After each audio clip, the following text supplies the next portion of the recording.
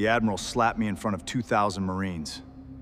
He did it under a bright California sun, with cameras rolling, helicopters circling, and a military band waiting to play. The sound cracked across the reviewing stand. My head turned. My sunglasses fell onto the concrete. The inside of my lips split against my teeth, and I tasted blood. For 3 long seconds, nobody moved. Rear Admiral Victor Hale leaned close enough for me to smell coffee on his breath. "Junior personnel stay behind the rope," he said. "Learn some respect." I wore a plain Marine combat uniform with no visible officer insignia. Hale thought I was a low-ranking servicewoman who had wandered into the path of an important man. He did not know I had spent 18 years serving the United States in places that never appeared on maps. He did not know the plain silver ring on my right hand contained a secure data key. And he certainly did not know that I had come to Camp Pendleton to decide whether he belonged in command or in a federal prison. My name is Elena Cross. I was a captain in the United States Navy and an investigator assigned to a joint Navy and Marine task force. On that morning, my name meant nothing to him. By sunset, it would be the only name he feared. I slowly faced him again. My cheek burned, but I kept my hands at my sides. Anger is useful only when you control it. Victor Hale had just given me something months of surveillance had failed to provide. He had shown everyone exactly who he was. "Pick those up," he ordered, pointing at my sunglasses. A young lance corporal stepped forward, but I stopped him with a small shake of my head. I bent down and collected them myself. One lens was cracked. Hale turned toward the stage as if I had already ceased to exist. His aide, Commander Blake Mercer, caught my eye. Unlike Hale, Mercer recognized me. The blood drained from his face. That was my first surprise. Mercer was not supposed to know who I was. I had arrived under a protected identity as Staff Sergeant Elena Carter, a temporary logistics specialist. The uniform was real, but the name and rank were part of my cover. Only 4 people in Washington knew my real assignment. Yet Mercer stared at me with the terror of a man who had just seen a ghost walk into church. I put my broken glasses into my jacket pocket and moved behind the rope. My fingers closed around the black and silver medallion hidden in my palm. A trident crossed by a dagger had been carved into its face. It had belonged to Chief Petty Officer Rachel. Sloan, my closest friend, and the first partner I lost in the field. Rachel had taught me never to react on an enemy's schedule. Years earlier, during a hostage rescue in Yemen, she had waited through 9 terrible minutes while armed guards passed within inches of us. She moved only when the hostages could move with her. All 14 survived. Rachel died 2 years later during another mission, but I still heard her voice whenever anger tried to take command. Wait for the moment that protects everyone. So I waited. Around me, Marines stared straight ahead. Some looked shocked. A few looked ashamed. None of them knew whether stepping forward would protect me or end their careers. Hale depended on that uncertainty. Men like him rarely build power from strength alone. They build it by teaching good people that resistance is dangerous and isolation is certain. I did not blame the young Marines for staying still. I blamed the leader who had trained them to fear doing what was right. The ceremony began. Hale took the podium to celebrate the return of the 24th Marine Expeditionary Unit. He spoke about honor, sacrifice, and accountability. Each word sounded dirtier than the last. I studied the men and women behind him. Most stood perfectly still. One Marine near the rear had a fresh scar along his jaw. Another wore a black mourning band beneath his decorations. They were not the reason I had come. But before the day ended, they would become part of it. My investigation had begun 6 months earlier with a midnight call from my former commander, Vice Admiral Samuel Reed. "Elena," he had said. 3 secure shipments disappeared between Bahrain and San Diego. official records say they never existed. The missing shipments contained guidance components used in classified rescue drones. The technology could guide an unmanned aircraft through heavy electronic interference.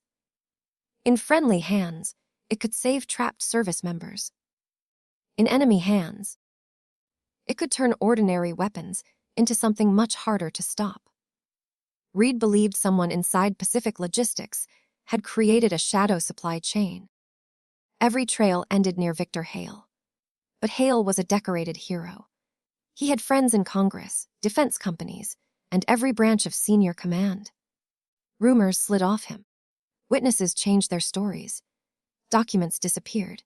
Then a Navy analyst named Daniel Cho sent us one message. I found the ghost ledger. 6 hours later, Daniel drove his car off a cliff near Big Sur. The local report called it an accident. I had known Daniel. He did not drink. He hated driving at night. And 2 days before his death, he had mailed me a photograph of a shipping container, marked with a small white falcon. The same falcon was engraved on Victor Hale's ceremonial cuff links. That morning at Camp Pendleton, I was supposed to observe Hale quietly, meet a hidden source, and leave without attracting attention. Instead, he slapped me before 2,000 witnesses. As applause followed the end of his speech, my secure phone vibrated once. The message contained no sender. Hike oswau yura. Dio memitmi mattia alan r. I deleted it and looked toward Commander Mercer. His chair was empty. Hale walked down from the stage, smiling for photographs. When he passed me, his smile grew. Next time, he said quietly. Follow instructions. There won't be a next time, I replied. He laughed because he misunderstood me. That was his second mistake. Part TWO. Te gusas te letajar. I left the parade ground with my cheeks swelling and the warning message repeating in my mind. Do not meet me at the hangar. That meant only one thing. The source had been exposed. I walked toward the public parking area, then entered a medical building through a side door. Inside the restroom, I locked myself in a stall and removed the silver ring from my finger. A thin connector unfolded from its inner edge. The ring was not a weapon. It was more dangerous than that. It held a one-time connection to a Navy intelligence system called Lantern. I plugged it into my phone and entered a 12-digit code. A CTV elin tapti eielina, Viros, Shispi linvst Ethiopiant. Underneath was a red alert. Opiradigai ombia ek kamampromais edi. Someone had opened my sealed mission file at 8:12 that morning, 17 minutes before Hale struck me. The access came from a terminal inside the base command center. Only Hale Mercer and the base security chief had used that room. I called Admiral Reed. He hit you? Reed asked after I explained. In front of the entire command. I can have him relieved in 10 minutes. No. There was silence. Elena, this is no longer only an investigation. It was never only an investigation after Daniel died. If you remove Hale now, his network disappears. Give me 6 hours. You have 4. I need 6. At 1400, the Pentagon receives an anonymous complaint about missing weapons technology. Once that happens, we lose control of the timing. Who filed it? We don't know. That worried me more than the slap. Someone outside our team knew enough to force the case into daylight. They were either helping us or rushing us into a trap. I ended the call and removed the ring. When I stepped out of the restroom, the scarred Marine from the ceremony was waiting beside the sinks. He stood at attention. Captain Cross, he said. My hand moved toward the small alarm inside my jacket. How do you know that name? Daniel Cho told me. The Marine introduced himself as Gunnery Sergeant Marcus Bell. He had served under Hale during a rescue operation in the Arabian Sea. The official report called it a success. Marcus called it the worst night of his life. We were sent to recover a downed reconnaissance team, he told me. Hale changed our route at the last minute. We walked into an ambush. Died. Why did he change the route? He said new intelligence. But there was no new intelligence. Marcus reached into his uniform and removed a folded photograph. It showed a dusty shipping yard at night. In the background stood a container marked with a white falcon. Daniel's symbol. Where did you get this? Corporal Luis Ortega took it before the mission. He died in the ambush. Why keep it? Because the container was gone when we returned. So was every record of our route. Later, Daniel contacted me. He believed the ambush was used to clear American forces away, while that container crossed the harbor. Marcus looked at my swollen cheek. Hale hits people when he's scared. Usually, he makes sure nobody is watching. Why didn't you report him? We did. The 2 words carried years of bitterness. 7 complaints had been filed. 2 vanished. 3 were dismissed. 1 accuser was transferred. Another was discharged after a sudden failed drug test. Hale owns the system here, Marcus said. Nobody owns the whole system. Maybe not. But he owns enough of it. He told me Daniel's ghost ledger was real. It was a separate record of unauthorized shipments, hidden inside routine maintenance data. Daniel had divided the decryption key into 3 pieces. He gave 1 to Marcus. He planned to give the second to me at the hangar. And the third, Commander Mercer. That explained Mercer's face at the ceremony. Before I could ask more, the restroom door opened. Commander Mercer entered, breathing hard. We have to move, he said. Hale just ordered base security to detain both of you. Marcus stepped between us. Why should we trust you? Mercer took a small black card from his pocket and placed it on the counter. Daniel Cho's handwriting covered one side. Trust the coward when he finally becomes brave. I recognized Daniel's sharp, slanted letters. Are you the coward? I asked. Mercer looked ashamed. For the last 3 years. He led us through a utility corridor and into an underground parking structure. As we walked, he confessed. Hale had built his network slowly. At first, it was small favors for defense contractors. Altered inspections, inflated invoices, convenient delays. Then a private company called Meridian Strategic offered him millions to redirect classified components through false disposal orders. Mercer discovered the scheme and confronted him. Hale responded with photographs of Mercer's younger brother buying illegal pills. He threatened prison, disgrace, and the end of Mercer's career. So you helped him? Marcus asked. I signed documents. I changed schedules. I told myself I was protecting my family. 4 Marines died. Mercer stopped walking. I know their names. Knowing isn't the same as answering for them. I know that too. We reached Mercer's car. He opened the trunk and lifted the spare tire cover. Inside was a sealed evidence pouch containing a brass Navy Challenge coin. My piece of the key, he said. I placed my ring beside his coin and Marcus's photograph. Under ultraviolet light from Mercer's phone, tiny strings of numbers appeared on all 3 objects. Together, they formed a location. Warehouse 17. San Diego Naval Supply Annex. And a time. 1:30 p.m., 30 minutes before the complaint would reach the Pentagon. What's happening at the warehouse? I ask. The last shipment is leaving the country. Then, the parking structure lights went out. Parchiarchi, teach rap in darkness. Training takes over before fear can speak. I dropped behind the engine block. Marcus moved left. Mercer froze beside the trunk. Footsteps entered the garage. Not running. Walking. Whoever came for us believed we had nowhere to go. A flashlight beam swept across the concrete. Then another. Commander Mercer. A voice called. Admiral Hale wants a private conversation. A base security. But Hale's private conversations had already killed 1 man. I held up 2 fingers toward Marcus, then pointed toward the exit ramp. He nodded. I threw Mercer's keys across the garage. The alarm began screaming. As the flashlights turned toward the sound, Marcus pulled a fire extinguisher from the wall and filled the air with a white cloud. We ran. No shots followed. Hale still wanted the appearance of control. Gunfire at his victory ceremony would bring questions, even he could not bury. We exited through a maintenance gate and climbed into Marcus's truck.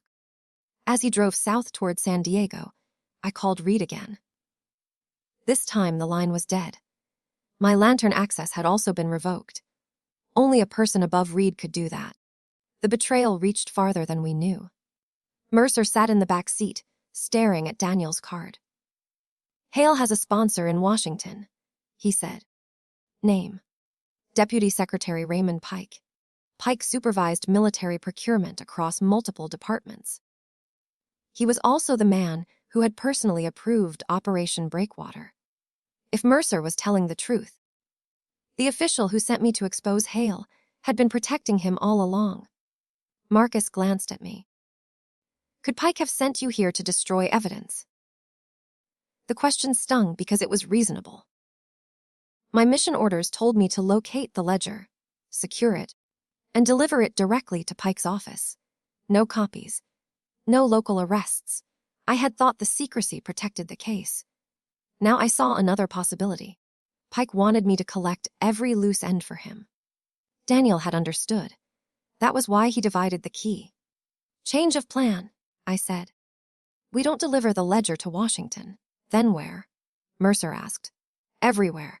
We reached Warehouse 17 at 1:18. The building sat near the waterfront behind 2 layers of fencing. A freight ship waited beyond it, its engines turning the harbor water into gray foam. The front gate stood open. Too easy. We parked 2 blocks away and approached through an abandoned repair yard. Marcus found a side entrance with a freshly cut lock. Inside, the warehouse was quiet. Rows of containers formed steel corridors beneath weak yellow lights. White falcons had been painted on 6 of them. Mercer checked his watch. 12 minutes. We found a portable terminal on a workbench.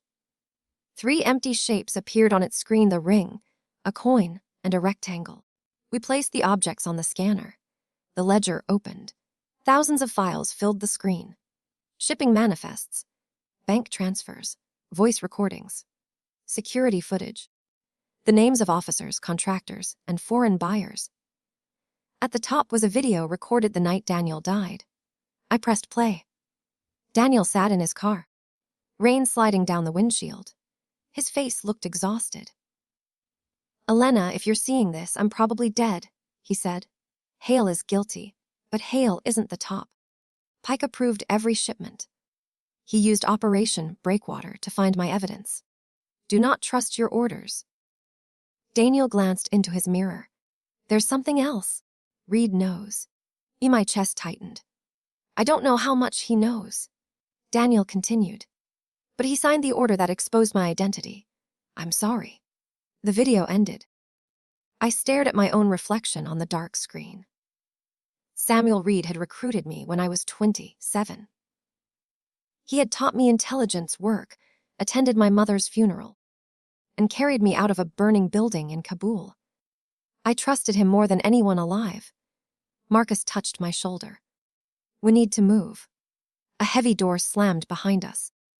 Admiral Hale stepped from between 2 containers with 6 armed security officers. He had removed his dress coat. His sleeves were rolled up. Without the medals. Captain Cross, he said. Now that is a surprise. You knew at the ceremony? Not when you arrived. Mercer helped me understand my mistake. Mercer shook his head. I didn't tell him. Not today, Hale replied. He held up a phone. On its screen was a photograph of Mercer meeting Daniel 3 months earlier. Your guilt made you predictable, Blake. The officers surrounded us. Hale walked toward me and looked at the terminal. You have caused an astonishing amount of trouble. Daniel caused it. I just followed his trail. Daniel was a clerk who imagined himself a hero. You murdered him. No. A frightened contractor pushed his car off a road. I only explained what would happen if Daniel reached Washington. That confession was easier than I expected. Hale smiled. Your devices are blocked. The warehouse cameras belong to me. In 10 minutes, a fire caused by faulty batteries will destroy this building. 3 disloyal officers will die while attempting to steal classified technology. Marcus isn't an officer. History forgives small errors. I looked toward the armed men. Some avoided my eyes. And what will history say about the 4 Marines you sent into an ambush? Hale's expression hardened. Acceptable losses. Marcus moved, but I caught his arm. Hale noticed. That is discipline, he said. You could have used some this morning. He raised his hand as though he might strike me again. I did not move. Go ahead, I said. But smile for the camera. His hand stopped. A tiny green light blinked from my cracked sunglasses, now clipped to my jacket. Hale ripped them away and crushed them under his shoe. You think 1 broken camera can save you? No. I think 2,000 cameras can.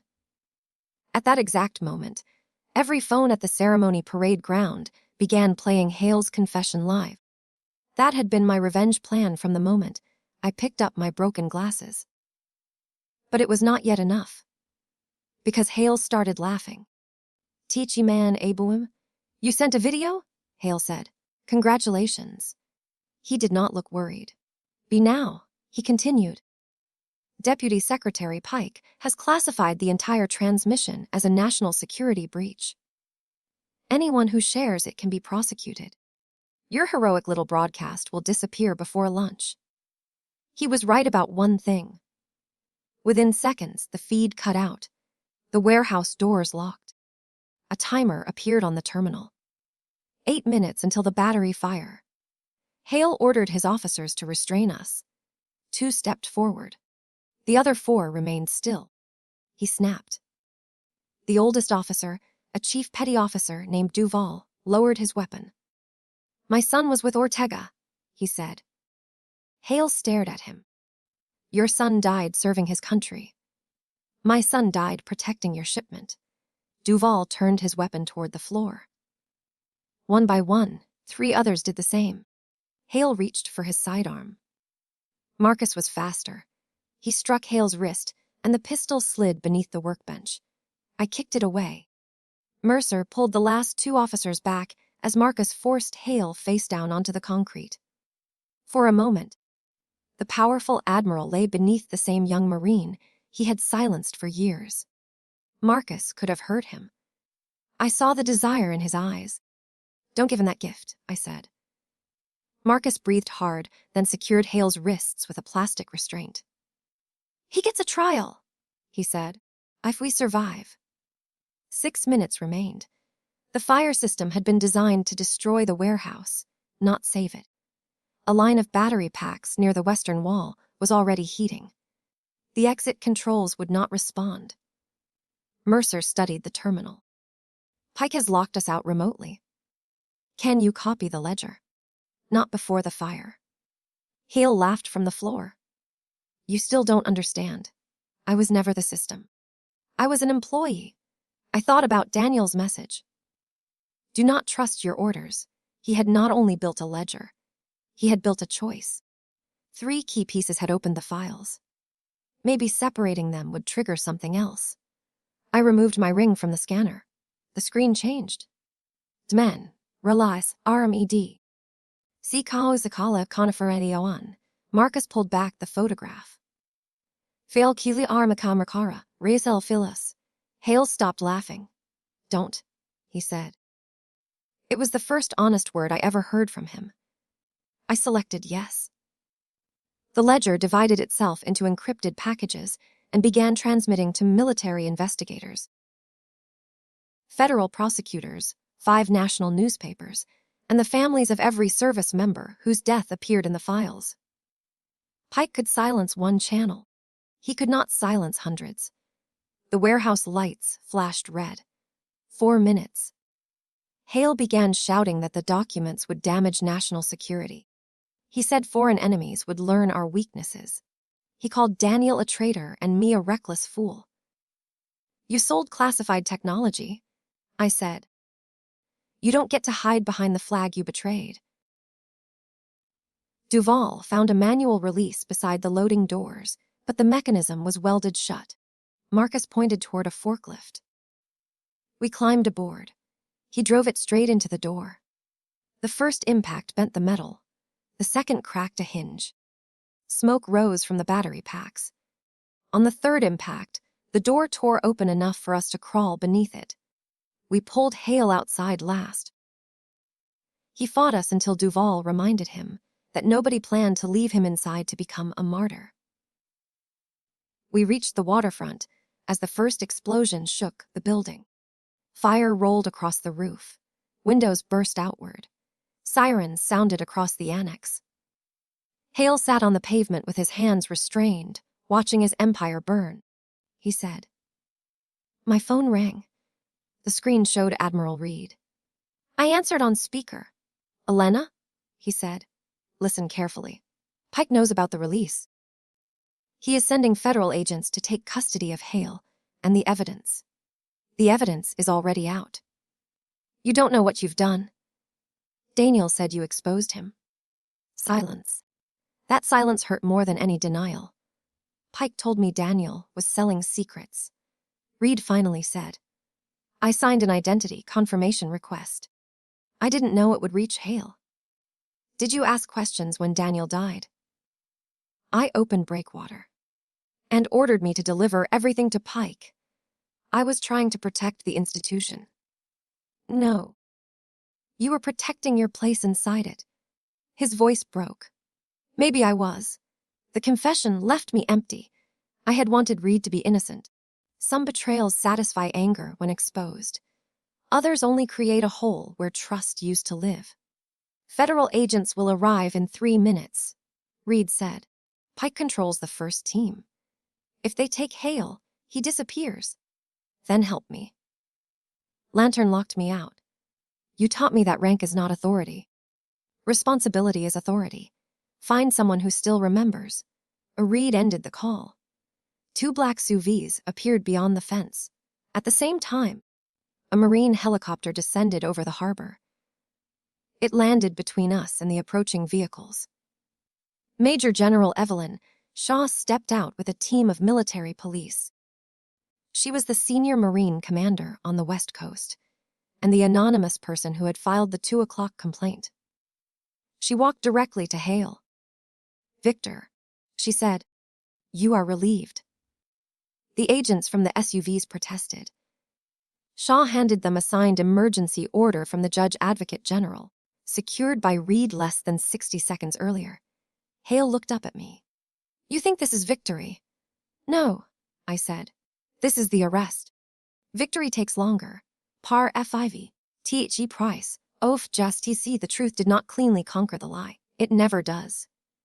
For the next 11 months, Victor Hale fought with every weapon influence could buy. His attorneys called the ledger fabricated. Commentators called me unstable. Anonymous accounts claimed I had entered the ceremony drunk and attacked him first. The video showed otherwise, so they attacked the video. Deputy Secretary Pike resigned for health reasons and tried to leave the country. Federal agents arrested him at Dulles International Airport with 2 passports and $3 million in diamonds. Commander Mercer pleaded guilty to falsifying military records. He cooperated fully and received 4 years in prison. Before sentencing, he stood before the families of the 4 dead Marines. Fear explains what I did, he said. It does not excuse it. Marcus attended every day of Hale's trial. So did I. Hale never apologized for the slap. In fact, he used it to present himself as a strict commander whose single moment of poor judgment had been turned into a political spectacle. But the case was never about my cheek. It was about Daniel Cho's murder. It was about Corporal Luis Ortega, Sergeant Jamal Price, Lance Corporal Aaron Wells, and Hospital Corpsman Noah Green, who walked into an ambush so Hale's stolen cargo could pass unnoticed. It was about 7 complaints buried beneath medals and favors. It was about a system that had confused a man's reputation with his character. The most damaging testimony came from Hale's own aide. Mercer described every altered manifest, every threat, and every payment.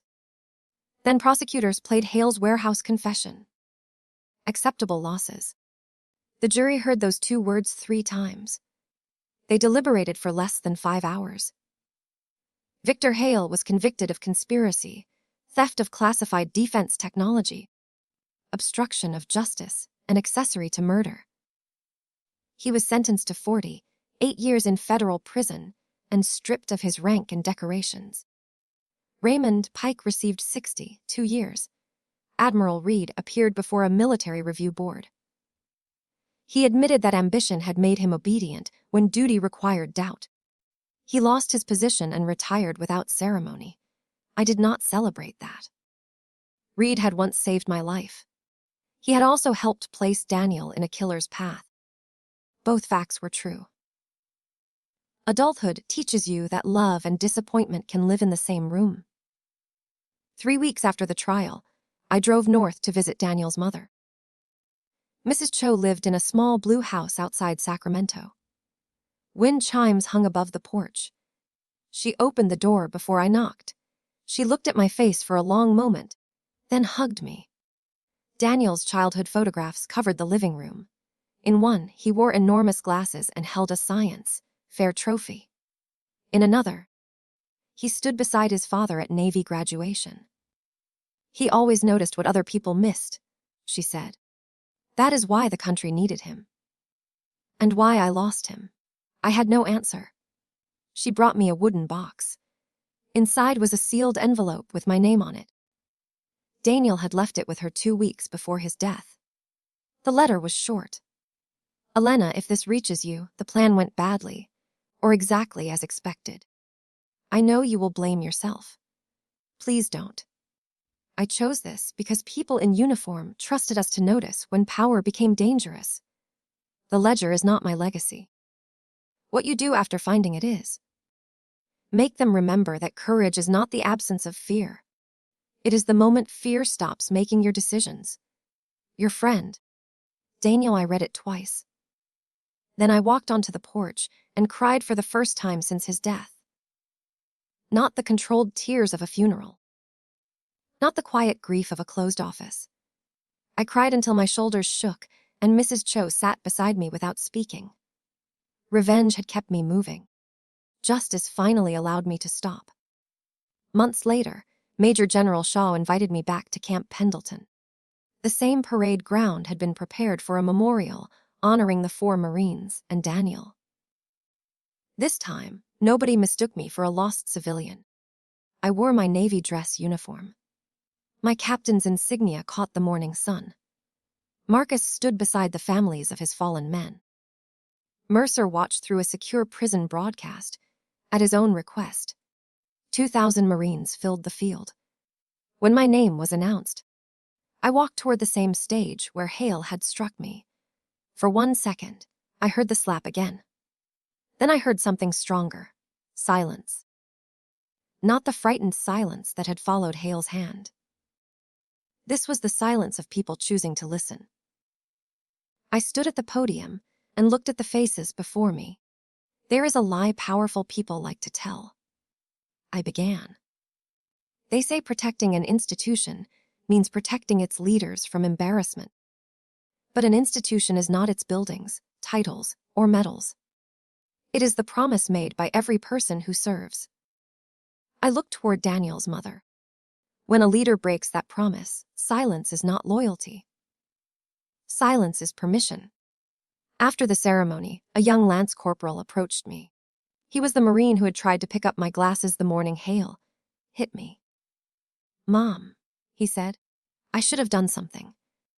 You were standing in front of an admiral. So were you. I had information you didn't have. I still knew it was wrong." His honesty mattered. "Then remember that feeling," I told him. "The next time someone with less power needs a witness, don't look away." He nodded. Marcus joined me after the field emptied. He had decided to stay in the Marines and help lead a new protection office for whistleblowers. "Do you ever wish you hit him back?" he asked. I smiled. For about 5 seconds every morning. Only 5. Some mornings 7. We laughed, and it felt good. Before leaving, I walked alone to the place beside the reviewing stand where my sunglasses had fallen. The concrete looked ordinary. No mark remained. For months, strangers had called the case the Admiral slap scandal. News programs replayed those 3 seconds until they became entertainment. But the slap was never the important part. The important part was what came after. Hale expected humiliation to make me smaller. He expected rank to make everyone else silent. He believed power meant never having to answer the person standing beneath you. He was wrong. My cheek healed in 6 days. His empire fell in 6 hours. The truth took 11 months to earn a verdict, and the families would carry their losses forever. Justice did not return the dead. It did something quieter. It returned their names. I reached into my pocket and touched Daniel's letter. Then I looked across the empty parade ground, where flags moved in the Pacific wind. Hale had struck me because he thought I was powerless. In the end, I never struck him back. I simply made sure the truth did.